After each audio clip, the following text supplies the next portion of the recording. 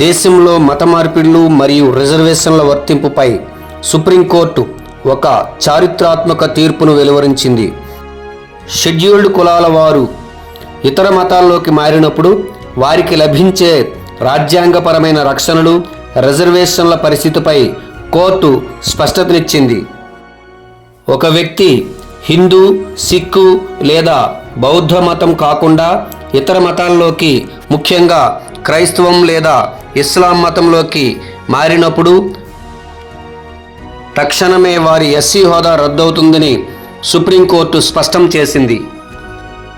రాజ్యాంగంలోని షెడ్యూల్డ్ కులాల ఆర్డర్ 1950 ప్రకారం కేవలం హిందూ, సిక్కు, బౌద్ధ మతాల్లో ఉండే వారిని మాత్రమే ఎస్సీలుగా పరిగణిస్తారు.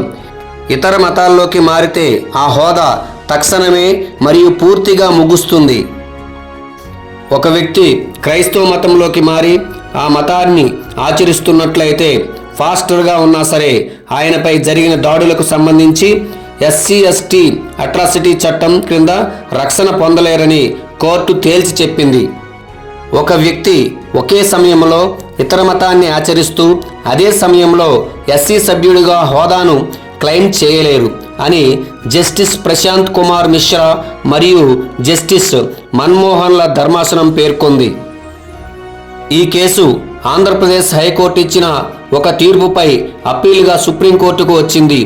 ఏపీలో క్రైస్తవ మతంలోకి మారి పాస్టర్గా పనిచేస్తున్న ఒక వ్యక్తి తనపై జరిగిన దాడి విషయంలో అట్రాసిటీ చట్టం కింద కేసు పెట్టగా ఆయన మతం మారినందున ఆ చట్టం వర్తించదని గతంలో ఏపీ హైకోర్టు తీర్పునిచ్చింది.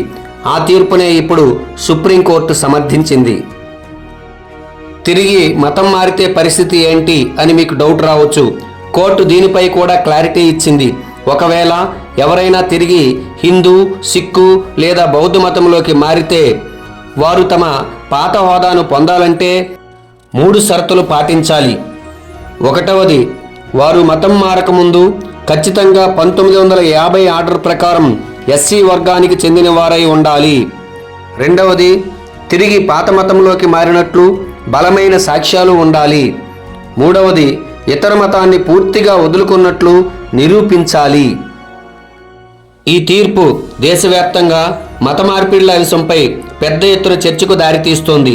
ముఖ్యంగా రిజర్వేషన్ల ప్రయోజనాలు పొందుతూ ఇతర మతాలను ఆచరిస్తున్న వారిపై ఈ తీర్పు తీవ్ర ప్రభావం చూపే అవకాశం ఉంది.